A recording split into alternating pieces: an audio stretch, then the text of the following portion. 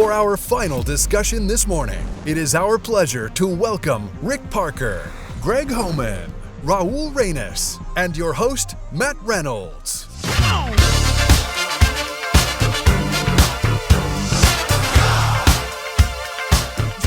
All right, so one of the things that we have to talk about is elephant in the room, which is we're between you and a boozy lunch. So something to keep in mind. We'll keep this quick, but we're gonna have awards after this. So please go out, get some food after we're done, not before, and then bring it back in. So Regina wanted me to reiterate: bring it back in. One more time, bring it back in. Okay. So both. Good. All right. So today we're going to talk about family office. Again, a lot of what you're seeing as it relates to content was driven by what you guys talked or wanted from last year's event, from the time that Gina and I were out on the road talking. And one of the things that constantly came up was the whole idea of family office, right? So I think the big question, the things that we're going to talk about are really, you don't need to go out and say, I got to find my largest client. I got to find my client or a client that has 35 million or 25 million. That's not the case anymore, right? There was a period of time when that was the case because you had people who were hired internally. But with the talent that we have on the stage, you'll be able to leverage a team around you, and you can bring that down so that every client can have a family office experience, right? So that's really what I want to focus on today, is just how do we take that back? So again, they announced this all, but just one by one. We'll start with you, Rick. Right. Sure. As an advisor, Rick is advisor, CEO, and a partner. All right, you have clients that we've worked together on. And how do you? I guess number one is, how do you broach the subject? Right. Well, do you mind if I go off topic just for a second? It wouldn't surprise me. It drives him crazy. But it's good for everybody to know kind of where he started, you are, right? And even further back, maybe where you and I started, Andy, right? So back in 19, I read this white paper, and the concept was this multi-family office, right? Not just the family office, but the multi-family office, where it's a concept where the mass affluent could get products and services that were usually resigned just for the big wealth of the country. And so I read it, kind of put it aside. And during that same time, Andy and I were contemplating on creating an insurance division of Thurston. That didn't work out at the time, so we kind of shelved that. Fast forward, COVID is raging, right? And this is 2020, and my CFO, wonderful gal by the name of Lynette Hurd, who actually started the firm in 1981, said she was done, right? So that kind of left me in the lurch. I needed a CFO. Talked around to some different individuals, and Matt and I got together, and he has started a consulting firm by the name of Bristol Lane, which I think most of you know. And so we danced around, tried to figure out if we could work together, and we figured out we're wildly different, but very similar in certain ways. I'm the much younger, good-looking one. Yeah, He's much older. Handsome one. Yeah. But nonetheless, we put things together, and he joined Thurston. We brought in Bristol Lane. And going back to that white paper, I kept thinking about this multifamily office. And Bristol Lane was kind of the start of that, right? Because he had tax, consulting, accounting, and he's diversified those services even more, which is great. And the whole goal is, can we offer those services to all of you and build on top of that? Matt said, yes, I'm a CEO of the firm, but also I'm an advisor, which is important for you all to know, because I teach and I learn inside of my own practice with Phil Lavelle, who you all met earlier, about how we can be better. Once we design these tools and figure out that they can actually work, we then roll them out to the field. So my practice is learning, teaching in conjunction with all these folks. And obviously going back to Andy as well, we finally come together, right, through TAG. So it's all coming together quite nicely. But from you, it's important to let us know what you need and why you need it. So going back to your question about how do we identify it? How do you start the conversation? It happens naturally, right? And that's the thing, right? So if you're doing your job right, if I'm doing my job right, the trust factor is there. And so some people say, oh, you look for trigger events where there might be a liquidation of a company or there might be an inheritance. You already know that. And so as long as we're doing our job, as long as we're doing the financial plan, those things will naturally present themselves. And that is kind of what I see. And then you asked about governance too. I think you did on there. And governance is just the guardrails, right? It's the IPS. So when this mass wealth comes in, is everybody stays in the lane. Who does the accounting? Who does the insurance? Who does the property casualty? Who does the planning? And subsequently, the beneficiaries of those estates know very well. So that's what we're doing. That's what we're building. We love insight from you all, how we can be better. And that's where it really gets me excited. All right, well, thanks, but don't screw up. That's what I do. I'm trying to figure out here where that leaves me. Well, just in following up, right? What are those services that are typically found in a family office, right? What you're looking at is a number of professionals up here that would be partners of yours, right? So you need a great insurance person, you need an accounting and tax person, you need someone who knows trust backwards and forwards, and then you guys are the advisor, right? You're the quarterback related. So here's a question that we've seen, right? Yeah, it's the accounting. Yeah, it's put the financials together, and I don't mean to make it smaller than it is, Raul, but in general, when you're dealing with multiple generations, how do you see? And I'll real nasty sick question. How do you see balancing, managing assets for, G1, and then how it changes for G2, and then how do you keep it separate? Because I don't know that everybody wants their kids to know exactly how much they're worth. So how do you go about thinking about structure and managing that out? Yes, that's for you, and then go to Rick. Okay. Yeah. Well, it's the different generations want different things. And, you have to somehow combine all this together where you have some advocacy for one common thread. I think that's important. And what we've noticed is Gen 1 creates the money and they're more conservative. Gen 2 wants to maintain that asset. And then Gen 3, who's so far removed from Gen 1, usually spends it down, as we've historically seen. But how do we collectively get all three of those generations together under a common theme that they all believe? And what we've seen work is things like donor advised funds, right? Common theme. It's good for the great. And so they can come together with that common theme why they all have different guardrails. But in that IPS is super important. The IPS defines what can be seen, what can't be seen, because Gen 1 doesn't want Gen 2 or Gen 3 to see everything that everybody else can see.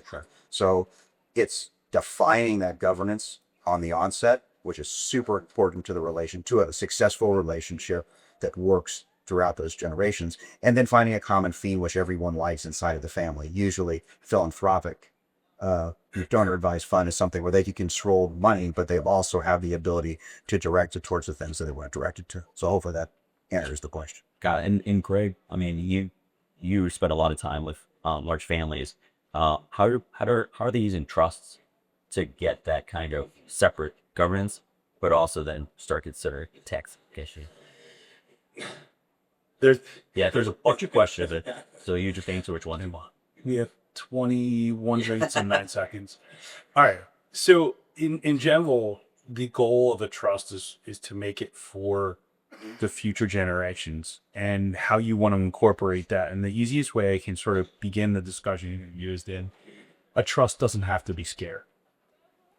When you create a trust, you're actually creating a person, right? Instead of flesh and blood, it's ink and paper. It's going to have a social security number, and it's going to have a personality. I can't pick the personality of my kids as much as I want to, but I can pick the personality of my trusts. And when you create that, you're actually creating what I would say is a contract. And the contract can have different terms.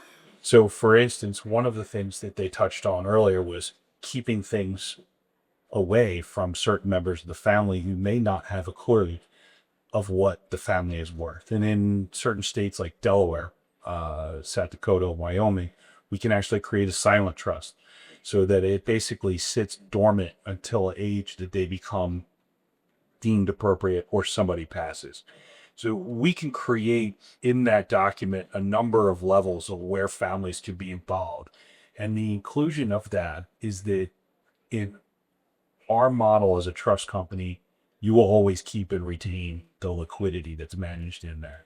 Now we can add in certain provisions that will include family members. So we can create a distribution committee We can create an investment direction advisor committee who turns around and hires you. We can create trust protectors. So we can incorporate the family to the extent that the family that's creating the trust wants to do that. And typically I call that the husband and wife having a discussion over wine, right? Because they know what their kids are and they know what they want to do with it. And after 2 glasses of wine, it's a little bit of an easier conversation. Appreciate that. So, all right, Raul, we've broached the subject with client, right? Talking about family office services and the different things that we can offer.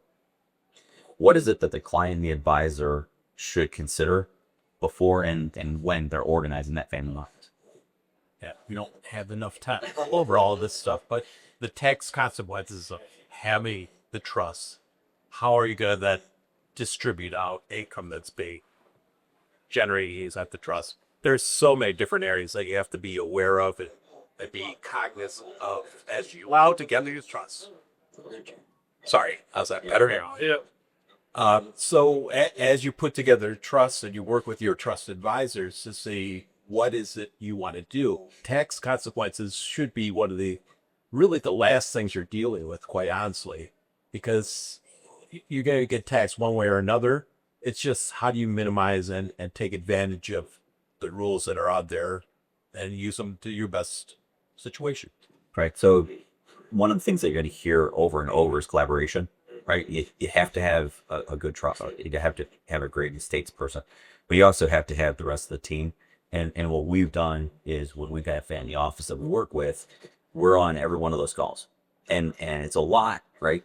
But I'll tell you, you get educated in things that you didn't know, but you also get educated in how people think, even though they may not be sharing it with you. So talking about collaboration, and for a second, from your standpoint, you've seen family offices built. Like, what's the best way to collaborate, with vendors who are working with, a family and then the family themselves? Yeah, so in my experience, what I think the most important, and everyone's already touched on it, is truly the accountant, the attorneys. Everybody has to be on the same page with what the family's goals are. That's step one. And then how much support do a family truly need or want. We've worked with family offices that, it's almost comical, but like they set up dog walkers for their clients, like net jets, what they can facilitate all those things. So what everything encompasses and what the client's trying to accomplish, the money manager, financial advisor, insurance person, attorney, CPA, they have to be in sync.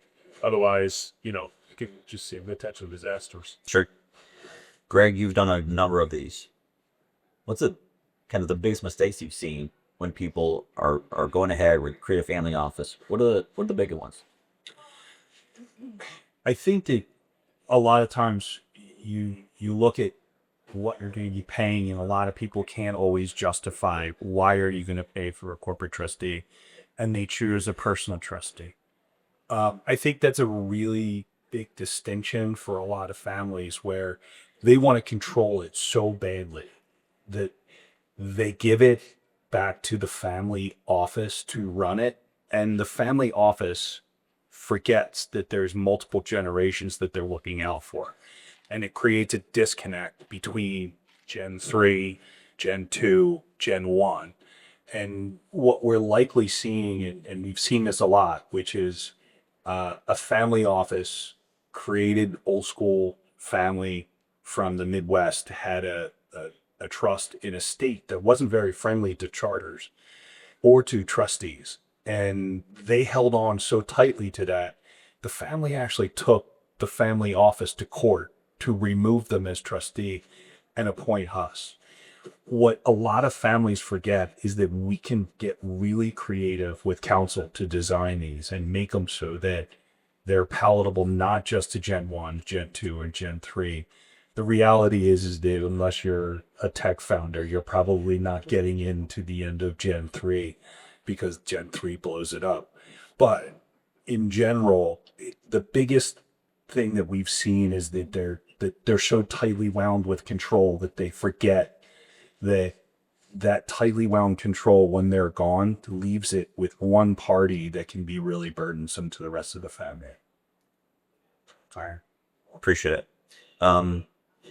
Let's take a step back. What I'd like to do is I'd like to bring it down to all of our clients in the pro, right? How do we help them? How do we think about family office? So Rick, back to you. You have a small family office, right? You have the right people in place. How are you starting to manage the assets differently inside of that organization than an individual or fair? Well, asset management has been somewhat commoditized, right, over the years, right? I mean, with technology, there's portfolios we built by a whole host of different people that are probably a lot smarter than me, right? So, but, what I want, and I think success for our team is whenever our clients have a need, they call us first. And that creates the strategy. Whether, you've got somebody buying a new house, a second home, need insurance for the plane, the boat, the car, we can provide that resource. Being cognizant of all the alternative assets that present themselves today in a fashion that are easily readable purchase. That's super important. But you have to kind of custom craft that relationship with each individual client. Every client's different, but they're also the same. And so we've got success in our practices when we know inherently everything about that family and they refer us to business. That's success to us. And I don't say perfect by any means, but we've got a whole host of clients that refer us business to do the same thing over and over for their friends and family. So that is Stegler and Rocha. Yeah. All right, Andy. So everyone knows you do insurance. Yeah. Right. Turns out you need insurance inside our family office.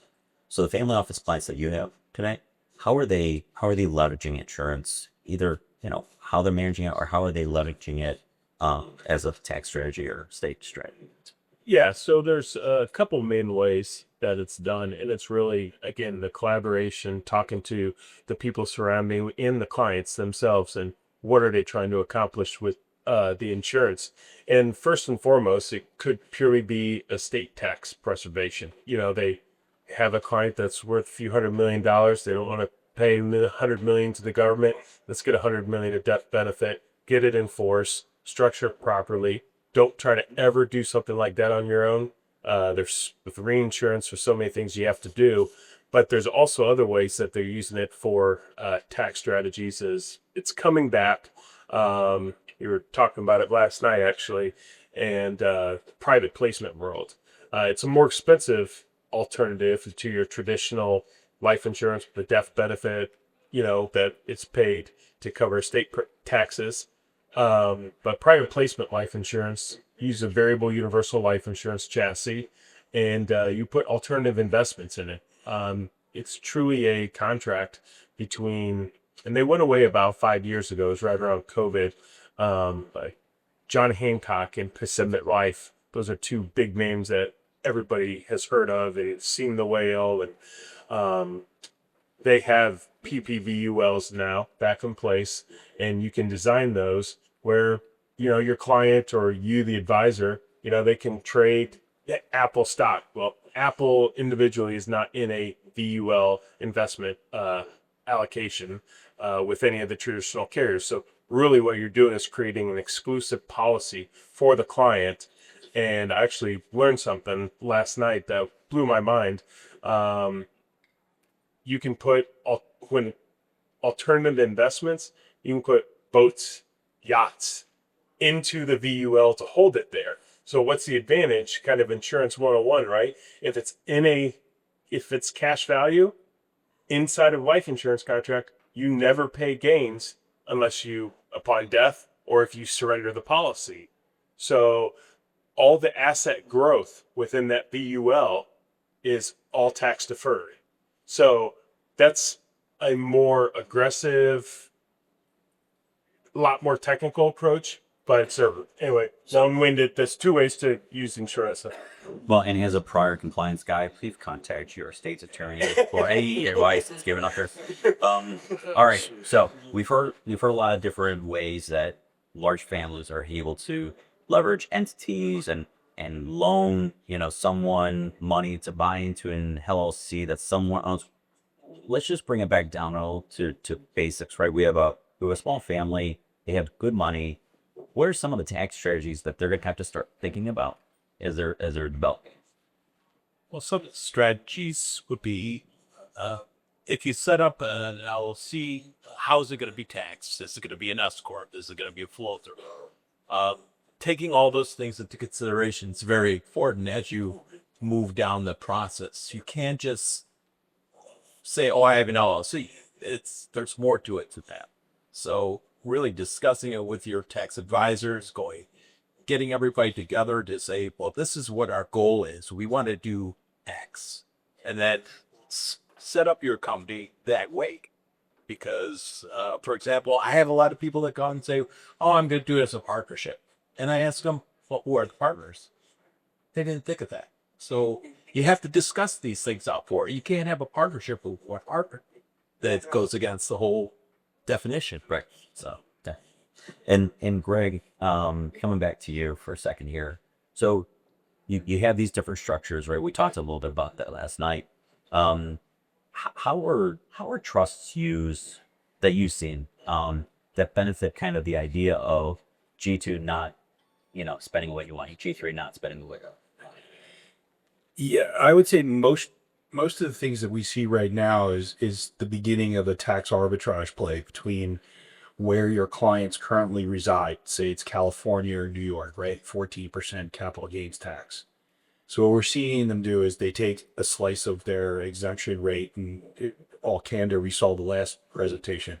Do it soon, because if they don't get the tax plan settled, it's going to be dropping down to about 7, something like that. I can't do the math, but I would tell you right now, take the 14.9 off the table now, as opposed to waiting, and good luck trying to find an attorney in December. So what we see is that they're peeling off a chunk of assets, and what they're doing is they can put it into an LLC and a trust. The grantor will retain that asset control, right? We give it back to the grantor, because the one thing everybody doesn't want to think they do is give up control, but we can design it so the grantor can retain control of that asset. You put an LLC in it, and I sit on paper, right? We get it out of a high tax jurisdiction, we put it into a trust, and we sit on paper until it goes liquid. Upon the liquidity event, typically what we see is that's when people start doing PE. That's when they start doing the prom notes on houses. That's where we can do a low rate for a loan if they want to buy a house outside the trust. So we can start getting real complicated pretty quickly upon a liquidation event. But what we're seeing is that if you want to keep your generational kids involved, and you want, typically what we see is you have 3 kids. One wants to be in the family business, one wants to be a teacher, one wants to smoke pot in Guatemala. We don't care, but what we do care is that we want to keep the family harmony together, right?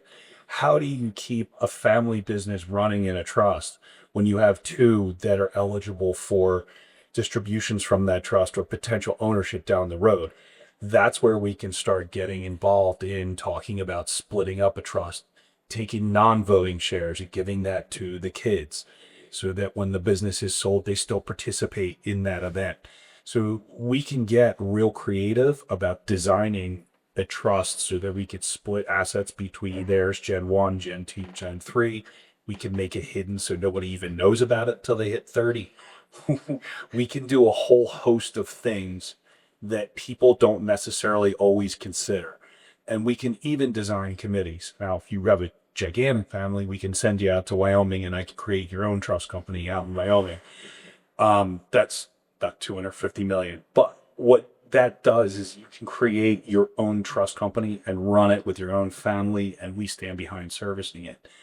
On the everyday level, right, just the everyday average problem, you want to take money off, you want to set it aside, and you want people to be involved. We can use a number of different structures: LLCs, concentrated stock, partnerships. Just don't make me a partner. I'll own it, but I don't want to run it. And then what you can do is start incorporating people into that. And we have a family that when they turn 30, we fly out, we give them a statement and say, here's your 25 million. That's kind of neat to do. This is what your father left, and we can give them a letter of wishes, right? We have grantors that write letters to their children that we can provide to them upon the time that it comes out. And it's almost like Okay, now we're going to bring them back into the family shield, and how do we keep them involved? So we have a ton of options. Okay. So we've only got a couple minutes left, so we're just gonna go one by one. One of the points that Regina and I talked about is with everything here, what we're trying to make sure is you can walk away with something, right? That you can apply to your own practice. So what I'm gonna ask everyone is, right, what is when everyone goes back to their offices, right? And they start thinking about some of the different capabilities from a family office standpoint, what's the one thing that you would suggest that the advisors do when starting to think through and look at their practices for people who would be appropriate for a family office structure? What would you say? Collaboration, listening to the client, but are you asking for a dollar amount? No, yeah, Just we're going back. How do I approach that? And what's the best thing that you could do as an advisor to start that conversation? How about that? yeah. Be involved, listen to your client, and be friends with. If you don't do their taxes, be involved in it. Know the CPA, know what the client's goals and wishes are, and we have the resources to fulfill all those internally. I mean, I would say don't overthink it. As you're building the family office out, we're here to help, right? We've probably done it before and probably paid fool's tax along the way. So if you have a question, that's what Matt and I's job really is, to help you get to where you want to be, help create that better adhesion for your client relationship and experience. So lots of professionals up here that do a lot of great things. Don't hesitate to reach out, but don't overthink it. Oh, and I actually say the opposite. You need to overthink. No, honestly, the thing that I want you to take away most is know your goals, know what you want to do before you walk in and start making decisions. Right. I have two. One is, if you go back to your books, look and see if you have any rev trusts, right? Go look at your rev trusts. If you don't know who the successor trustee is, or that's not a bank that you're friendly with, when that person dies, it's as good as gone. And it will give you an automatic document to get familiar. Trusts don't need to be scary. And it also gives you a personal trustee, which could potentially become another client, where you can get to know that person because you want it. It's hard enough to get and keep and retain these assets. Don't lose it because somebody dies. And I think these guys have hit it on the head. It's the relationship that you can have with your clients regarding matters of death, matters of tax. They're not fun issues, but they're issues that do need to be confronted. So don't be scared of trusts, I think is my sort of message. And I'll make it available. I'll send it to you, Matt. I have a Trust 101 deck that you guys to take, and it gives you sort of a high level view of what questions you need to ask, where you need to look. And then I can always be available. So. Perfect. And then we do have a couple of pieces for you to think about, just initial conversation starters. So it's a one pager that you'll be able to download. So that's really it. Are there any questions out there? You're always right. Kenny, loading that call? I think we're going to Regina. We'll probably push that on to Peak Link, right? Actually, go ahead and just click that. There you go. Okay. Any other questions? All right. The only thing I can say is just be curious, right? You know your clients. You spend a lot of time with them. Be curious. Ask them what their wishes are, right? And then just reach out. We're here to do nothing more than put you in the right hands or make the right introductions. All right? All right. So last thing, get your food and come back in here. You sure? All right. Thanks, everyone.